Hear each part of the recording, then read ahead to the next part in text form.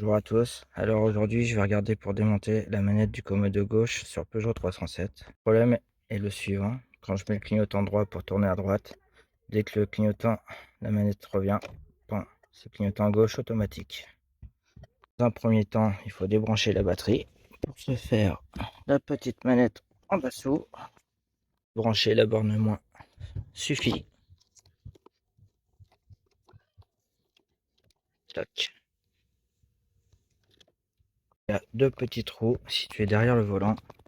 Un qui se trouve ici et l'autre qui se trouve à l'autre extrémité.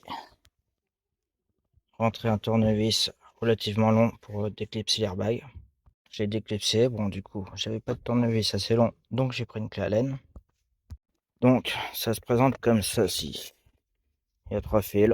Apparemment pour les couleurs on peut pas se gourer. Il y a une patte à relever et puis après il faut passer un tournevis plat en dessous pour déclipser. Faire de même pour l'autre côté. Puis après ça le fil de masse qui se pousse normalement gentiment juste avec un ongle. Enfin, je le ferai avec un tournevis. Voilà. Et de faire pareil avec l'autre. Retourner le bloc. Hop. On doit se trouver un peu trop retourné ici. Pas tout enlever. L'airbag, on le met ailleurs. Il y a cette fiche là. Pareil, il faut la retirer. Visiblement, c'est pour le klaxon. En dévisser le boulon central. Pour moi, c'est fait. Normalement, c'est du 50. J'avais du 45. Ça l'a fait. Et tapoter de chaque côté du volant pour le démancher. Avant de sortir le boulon. Boulon central retiré. Maintenant, il n'y a plus qu'à faire passer tous les petits fils en retirant le volant par ce petit trou là. Un par un les fils, c'est conseillé.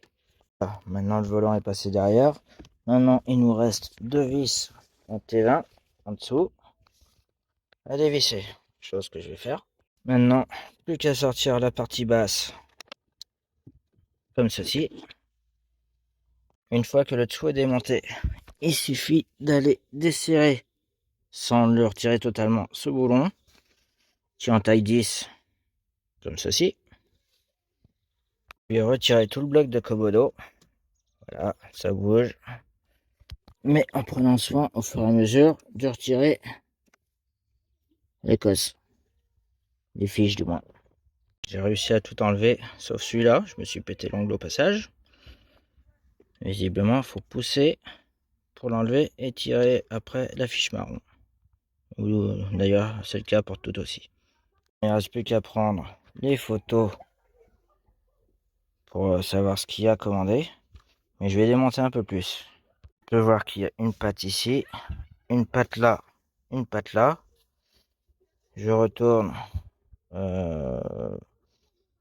Puis l'autre côté, je sais pas où c'est. Mais bon, je verrai bien. Petite technique pour les déclipser facilement.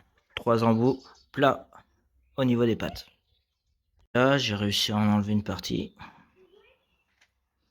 C'est un peu en kit. Je vais réussir à retirer la manette. C'est bien galéré pour faire passer le fil par là. Voilà. Et ça serait ce petit truc là qui serait usé. Et j'ai vu une technique comme quoi fallait tirer sur le ressort.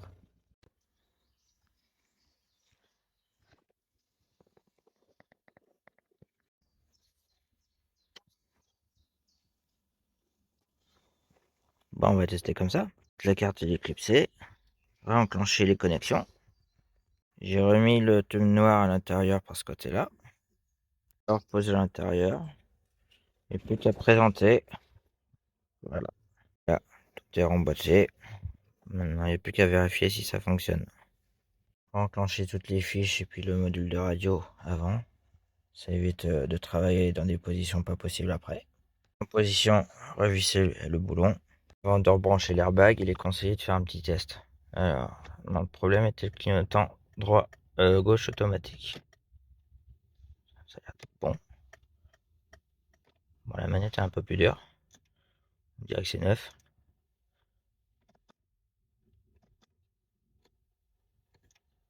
Bah, tout a l'air de fonctionner, c'est nickel.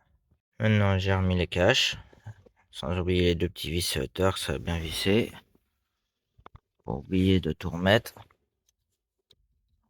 Pensez à remettre la manette avant, c'est mieux. Volant remis. Plus qu'à remettre l'airbag, mais bon, avant de remettre l'airbag, pas oublier de recouper la batterie. Alors, rebrancher le klaxon, qui est cette prise là, ne pas oublier de le remettre dans son logement. Rebrancher le bleu sur le bleu, le vert sur le vert, et ça ici.